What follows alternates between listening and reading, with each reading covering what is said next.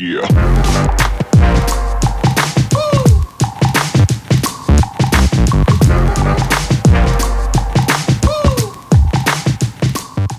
Hey guys, welcome back to my channel. So today I wanted to do a really quick video on applying eyelashes. I get asked all the time, do you have any tips or tricks or how the hell do you put them on? And let me tell you, if you're struggling with eyelashes, you are not alone. I get it, I feel your pain, I feel your struggles. So that's why I made this video. Just want to make your lives a little bit easier and lashes a little bit more fun to wear. Let's get started. For this tutorial today, here's what you're gonna need. Your favorite pair of lashes, some tweezers, lash curler, lash glue, a pair of scissors, and your favorite smudge-proof mascara. If this is your first time ever wearing lashes, I would recommend picking a style that says natural or a demi. You're gonna wanna try something that's a little bit more lightweight because they do feel a little strange. They feel like you're wearing little like hats or visors. So if you go with a more natural style lash, it's not gonna feel as heavy or weird the first time you apply it. My favorite high end is the House of Lashes. I really like the Pixie Luxe. For a drugstore brand, I really like Ardell. These are the wispies. They also have demis, which are a little bit shorter. So this is a really great brand. You can get it at any drugstore. There's also different styles of bands. So for example, this House of Lashes, I really like because it has that thick black band. I find it's easier to kind of mold and shape, and you can just pop it right on top of your lashes. And then you have bands that are clear, and you can see that these Ardell wispies have more of that clear band. You can also do individual lashes, which I'm not going to get into today. I personally find those to be a little bit more difficult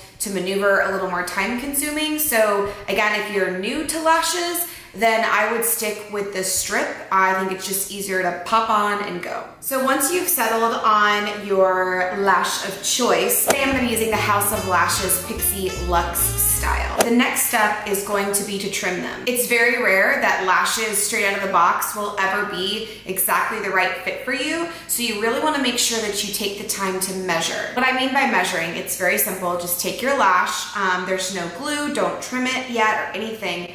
And you're just going to place it at your lash line and just kind of look and see where that lash hits. Once you figure out how much overhang you have, you're just gonna take your little scissors and trim off the edge. Now when you're trimming, it's better to underestimate and trim too little because you can always trim more. If you trim too much, you're gonna end up with a short lash. Typically lashes are tapered, so they're fuller on the outside and then they get thinner, they taper as you go towards the inner tear duct. When you are trimming, make sure you trim from the outside in. If you trim at the inner corner of the false lash, you can trim off that taper and then they just are kind of very blunt and round all the way across, which isn't wrong, but it's definitely a different look. So once I've trimmed off a little bit, I'll go back and re-measure. I'll just place the lash on and kind of judge, hey, did I trim off enough? Or do I need to go back and trim more? And I think I'm good. Then what I'll do is I'll use my little trimmed lash as a benchmark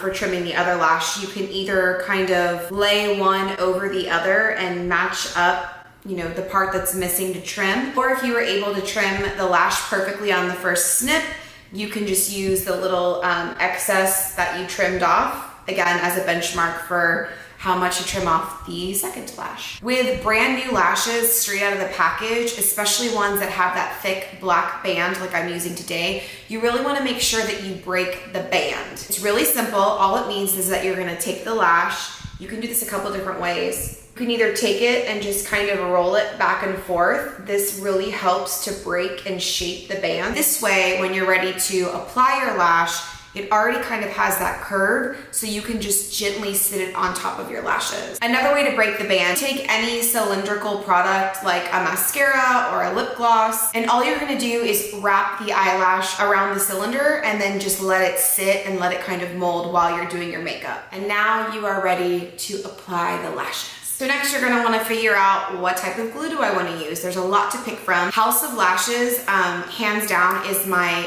favorite lash glue. Duo is a great drugstore brand. It has like a little, it comes in a little tube and it has a little kind of a, not a spout, but it's like a little tube. And what I like about the House of Lashes glue is that it comes in this little bottle and it's got a little brush tip, which I find is really helpful in applying the glue to the lashes. And the big question is always, do I want to use a clear or do I want to use black? The way I decide between using a clear glue or a black glue is figuring out how I'm going to do my eye makeup or how I've done my eye makeup. If I have a dark lid or a dark liner, I will use the black lash glue because I feel like the clear never fully dries clear. So if I want to make sure I keep that dark black intensity, I'll use a black glue. But here's the thing with the black glue.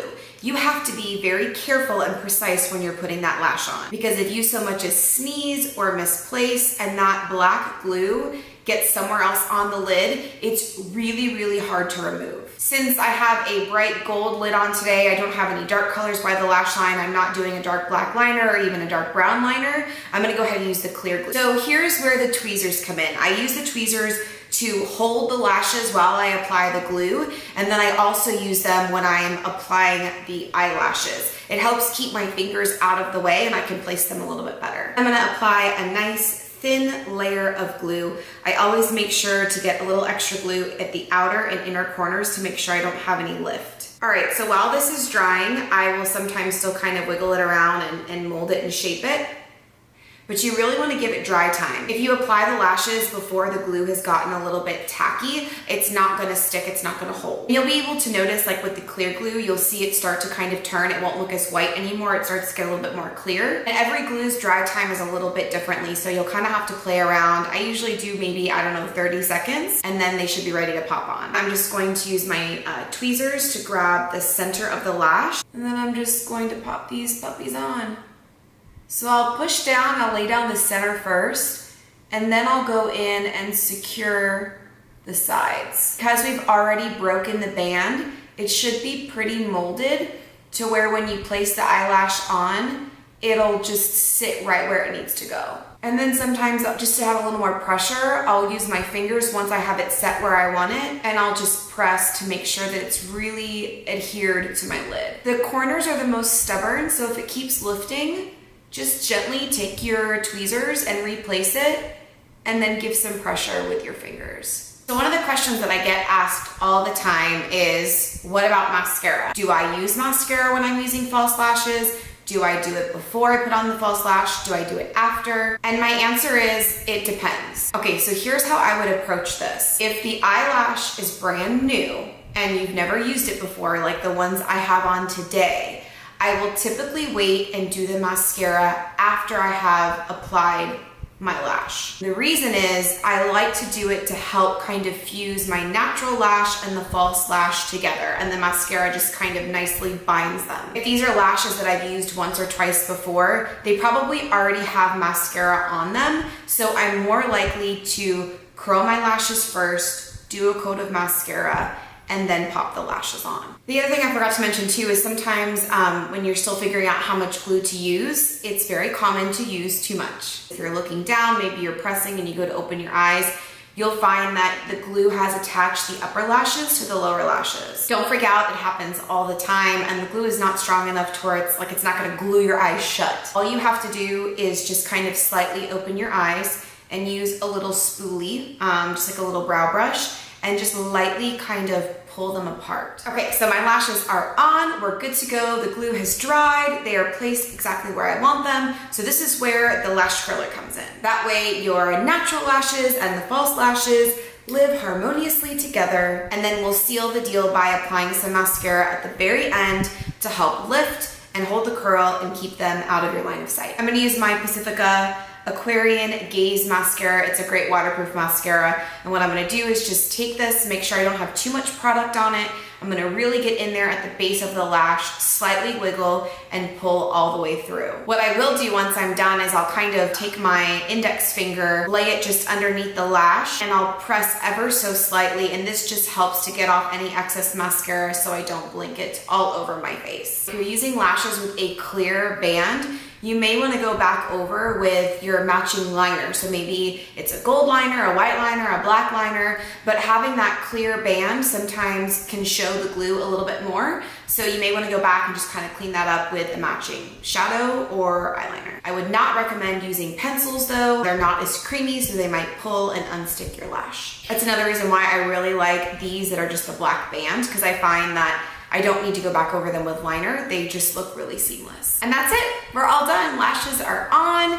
They're blended together. They are dry. They are good to go. All right, that's it. I hope you guys enjoyed it. I hope you learned something helpful, and I hope that from here on out, applying your false lashes will be a breeze. You can follow me on all social media at The Makeup Effect. I am most active on Instagram and Snapchat. I'm always posting stuff on there, you know? Thanks guys so much. I hope you have an awesome day, and we'll hang out soon.